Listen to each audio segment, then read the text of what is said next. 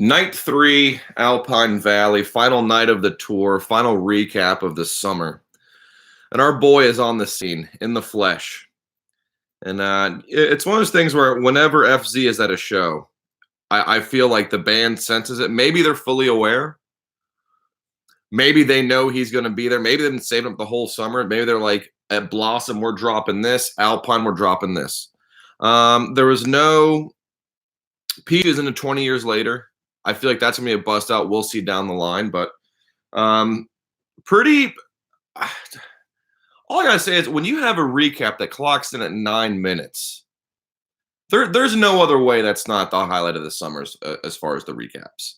I think I said this for the Blossom show.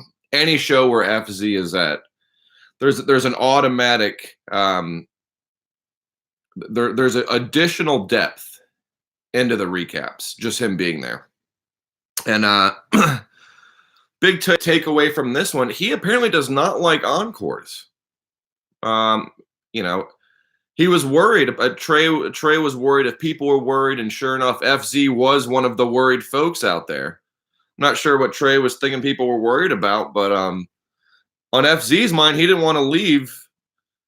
Or no, he did want to leave. That's the weird part. I've never heard of a Phish fan who had such a sense of pride about leaving the show early. Like, oh man, I left early the past 10 shows and it was great. It's like, why? I don't know.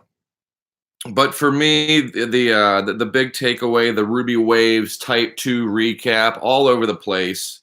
He definitely took that to places. One place he took it to, which was a bit strange for me, I don't know you guys, the dry humping of the tree.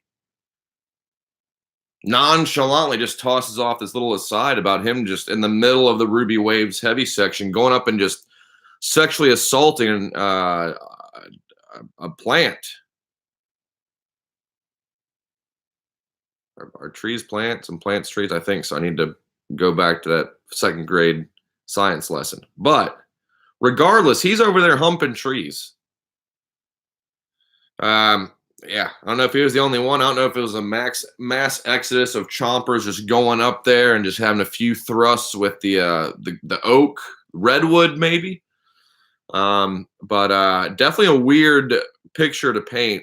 And just for about a 3-second tease, then right back into the exploding bladder bathroom break. So at this point, you've got chompers humping trees, people's bladder about to explode. I don't know if this is a Phish recap or some sort of Stranger Things season 4 spoilers.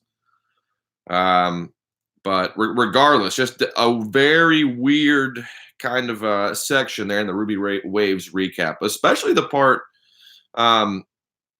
talking about, I got that. Got my notes here. Start taking notes. Nice to have a little set list. But the bathroom break, never really thought about that, but that is a good point. Second set, about 45 minutes in, there's a whole collective, when do we use the restroom? When are we waiting for Joy to make an appearance? Or Velvet Sea so we can go take a piss? Well, when you got 38 minutes and 8 seconds of Ruby Waves, that you might have exploding bladders. From there, went into FZ's thoughts. One of the things that made the show for him, Trey's potty mouth. I know fans are excited about bust outs and rarities and well played songs and banter, and the band having fun and segues and interesting song selections, but that doesn't matter to FZ as much as Trey dropping an F-bomb.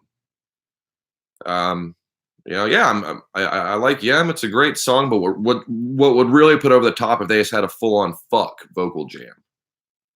Maybe if Trey throws in a motherfucker, then we might have the best YM ever, according to FZ. But back again to the fact that he was walking out the door during the vocal jam, which is where it's like, oh, they're playing Yem, great. All right, I'm calling it. It doesn't make sense to me. But there was a moment I enjoyed. A couple sports references. Huge fan of the Buffalo Bills. I guess he's seen 4 Buffalo Bills. I didn't know Phish. I mean, I guess Phish is popular in the north. I guess Buffalo football players would maybe they're down with the P Fish, but yeah. So he saw some Buffalo Bills. He saw some of the Knicks there. I'm not sure. I don't really follow the Knicks anymore. Talking Carmelo Anthony or Patrick Ewing, Bill Russell. Did he play? Did he play for the Knicks? But nice to see him meeting some Knicks. I enjoyed that. No Chomper or the Milwaukee Chomper. That was the only Chomper reference. A lot of talk about the decrease in Chomper references as well as whiteboards. But definitely a show where you didn't really need the Chomper rants. You had plenty there. You had 9 minutes, chock full. Enjoyed the Hampton encore walkout reprise. That was a nice little throwback, as well as the father-son selfie, as well as the breakdown of FZ's pre-show diet, pretzel, Pepsi man. I'm Coke man myself, but he goes Pepsi. I guess that's an Ohio thing, but really from there we kind of ended up with just an extra bonus minute or two.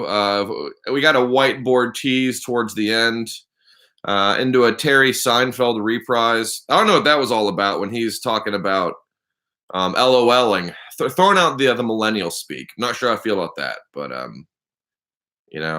guess LOL, the show was on fleek, AF, whatever the kids are saying. He threw in a little bit of it there, but the LOLing for Terry Seinfeld. I didn't catch the Terry Seinfeld reference the first time. I thought it was just a Jerry, but not sure who Terry Seinfeld is or the relevance. But either way, nice for him to give Seinfeld a shout out. But it show doesn't age well, by the way. It's